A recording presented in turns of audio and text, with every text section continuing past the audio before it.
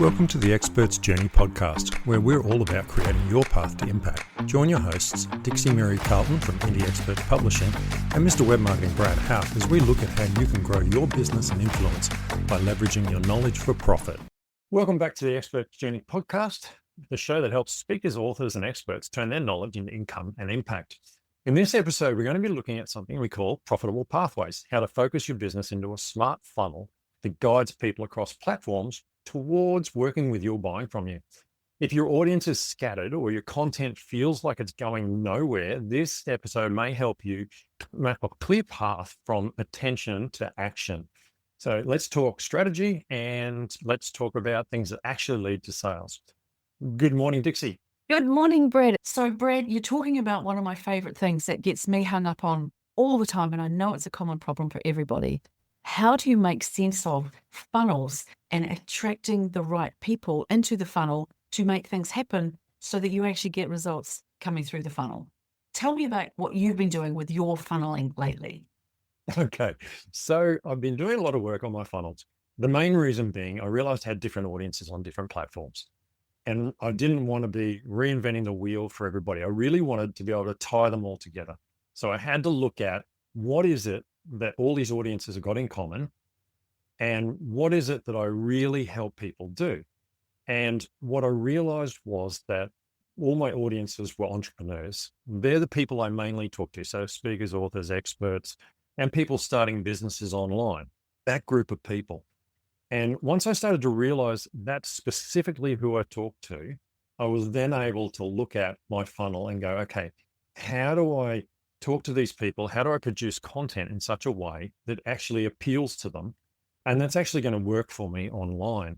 And I realized that the biggest area that I work with people in, the overarching topic, is helping people to create extra streams of income. That's things like how to write a course, how to use AI to produce content, how to optimize your website so you sell more. In the end, it's all about building your income online. And so I started to look at that and I started to realize, okay, I've been producing these videos to help people fix their websites, but how do I drive people towards the funnel where I'm getting people to join my membership, which is to help them do all these things, because this is where I do my work. And I realized that I needed to really look at my content and replan my content. So you've got like tactical content and you've got strategic content. So tactical and strategic. What's the difference between tactical versus strategic content? From my perspective, tactical is specific things that you can do. So for example, add a call to action button. That's a tactical thing that you can do. Okay. Strategic is more about the path of how you're going to apply that across the board. And a funnel, for example, is a strategy, but it might be if you want to grow an extra stream of income, you can do this and this. So it's more strategy than specifics. Tactics to me are specifics. What I was able to do was sit down now, and by using this overarching topic of creating income or extra income streams, it's made it much more simple to tie everything that I'm doing in together and then to drive my audience towards my membership. Where a lot of speakers have content online and the content that they're selling, it's often all different topics, but it's like they're not connected. So they're trying to sell this and they're trying to sell that and they're trying to sell that. So when you're developing a funnel, the first thing you got to do is try and find that overarching theme, because once you have that overarching theme, it makes it much easier to develop a funnel so that you've got your leads when you're on stage, your leads when you send email out, your leads when you're doing social media, your leads who find you through Google and things like that, that they're constantly being fed down. It's very much top of funnel stuff. We talk about top, middle, and bottom funnel. Let me just ask you, so you're saying that you'll send different information or the same information out to all of the different places? I'm trying to make it so that I can send the same information to the different places. Right. Now, number one, that means your brand is consistent across all of them and you're not having to produce 5 different pieces of information. What we do know now is things like reels, for example. What you do on a reel on Instagram is the same as you do on a reel on TikTok. The hook, the middle, the end, that sort of stuff all is very consistent. So there's really no need to recreate the wheel for each different platform. You can create different content for different platforms if you want to, but what I'm looking for is this one funnel that I can feed out that's consistent, whether you find me on LinkedIn, whether you find me on TikTok, whether you find me on Instagram or whatever, that I'm developing content that drives you towards taking an action that pushes you into funnel that eventually gets you to buy my product or service. Everyone collectively who is an entrepreneur across the board of all of the things that you do in some way or another is all getting into the top of the funnel, and then you have a breakdown of the middle and the bottom of the funnel. Is that what you're saying? Yeah. So when I sat down and looked at the funnel, as we always lay a funnel out, you think about what are the steps involved. So for example, I'm creating content around optimizing the website and producing streams of income, all that kind of tied together, different topics. And my main feed is towards making micro courses. And so the second part of my funnel, the middle of my funnel, is actually a short video workshop with a workbook that people can watch for free completely. They just put their email in and they get to watch the workshop, and they get the workbook, and they can apply that. And then the next part is to sell into my membership. So it's very straight. You've got content that leads people towards this little workshop that then leads people towards a course on how to create micro courses. So 3 pretty simple steps. The biggest issue that I personally found, and I've seen other people do this as well, is that the content they're doing at the top of the funnel is all over the place. So it never leads people down to the second step. And so it's really important to get that right. So you actually have to spend some time thinking about who the people are and what the content is that's going to be generic enough in one instance, rather than having 10 different types of content to put them into the top of the funnel. That's right. Yeah. It's knowing the audience, knowing their problem, and then creating content that specifically targets them.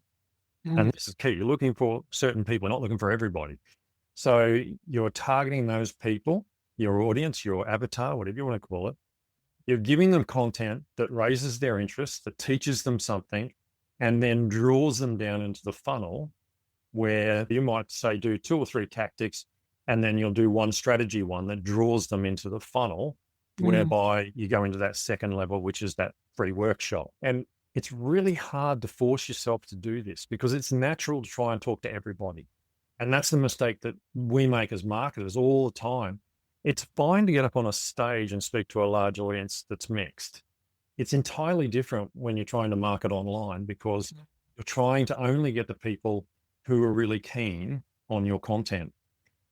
And I think the other thing that a lot of people forget is that people's attention span is really short.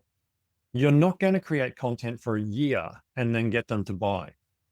They're going to be on your content. They're going to watch your content a few times, and they're going to take action, because people move in and out of a buying zone. We all have interest in topics at certain times, but we don't stay in those interests. It's really important that our funnel is focused towards drawing people to take the next step. So that's really good, because that all comes back down to having a clear, defined goal for what your call to action then leads people to. What is your clear goal around what do you want people to be doing when they take action at the top of the funnel and then at the bottom of the funnel? Top of the funnel, I want them to obviously watch the content first of all, and like what I'm saying. That's the first thing. Hook them in and say, okay, this guy's got something interesting. And then when I put my strategy content out, which draws them into the next step of the funnel, that they go through and they sign up for the free workshop. Now, in this case, it's a introduction to micro courses, just a short little preparing your outline. And then the next step is, if you like that, we'll actually have a micro course on writing micro courses.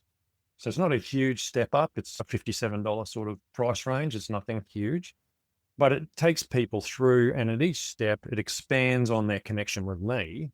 They're getting a little bit more of me. They're learning a bit more, and then they're learning something they can apply. And then eventually that leads into my membership, which is a whole pile of other content on producing income streams, produce a microcourse, produce a video, produce an app, or whatever it happens to be. So the key thing is that because I'm talking to entrepreneurs, I'm trying to be a little bit generic because not everybody's necessarily looking to produce a course when they come across my content.